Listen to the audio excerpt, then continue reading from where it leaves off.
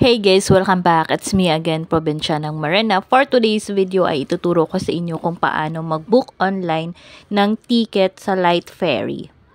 So yung sample po ng booking na gagawin ko ay from Cagayan de Oro to Bohol, Hagna, Bohol.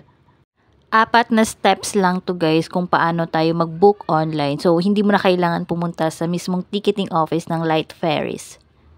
Ang unang gagawin guys ay i-search lang natin sa Google or i-type natin sa Google yung Light Ferries and then lalabas na yung mismong website ng Light Ferries.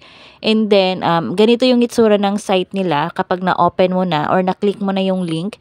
And then, eto guys, kung round trip yung ibubook mo, i-click mo yung round trip. Kung one way naman, one way yung i-click.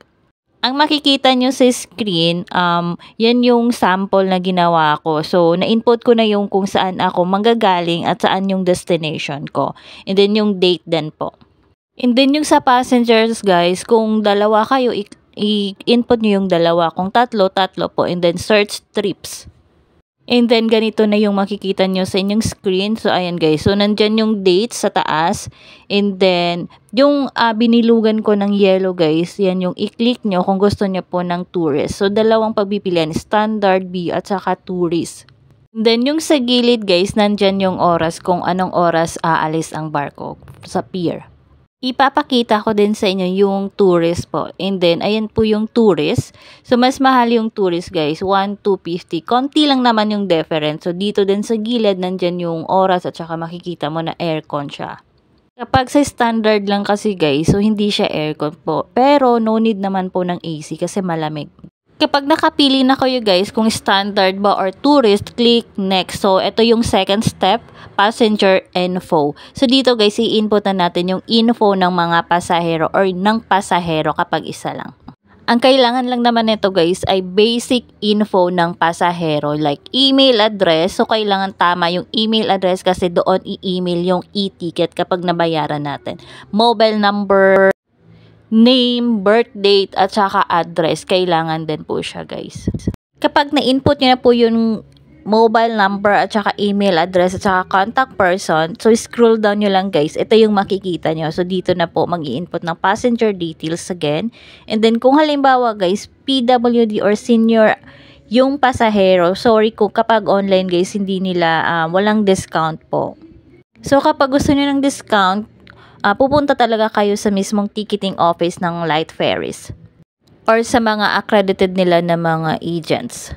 So, yan lang guys, ang kailangan mong i-input, yung mga personal info ng pasahero, yung mga naka-asterisk, yan kailangan talagang sagutan. Then, click continue or next. So, dito guys, ang last steps na. So, ang pang third step pala, payment. So, you're almost there. So, dito guys, pipili tayo kung alin yung gusto nating payment. So, pwede nating bayaran sa mga payment center, debit card, or GCash. Next guys is pipili na tayo kung saan tayo gustong magbayad. So, ayan guys, yung mga pagpipilian, madami namang choices. I-click nyo lang kung ano yung gusto nyo po. Kung GCash, click GCash. Pag na-click mo na yung gusto mo kung saan ka magbayad, so ito yung makikita nyong next passenger guidelines. Basahin nyo na lang po. Then next po, may recap pa. So, kailangan ma-double check mo yung mga details at saka dates po. At saka nandyan yung rate. Then next po guys, ito yun, yung confirmation. Click nyo lang yung dalawang maliit na box.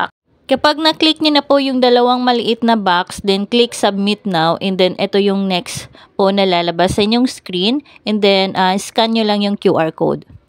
Kapag na-scan nyo na guys at saka na-process nyo na po yung payment, may lalabas po na parang you are successfully paid, blah blah blah.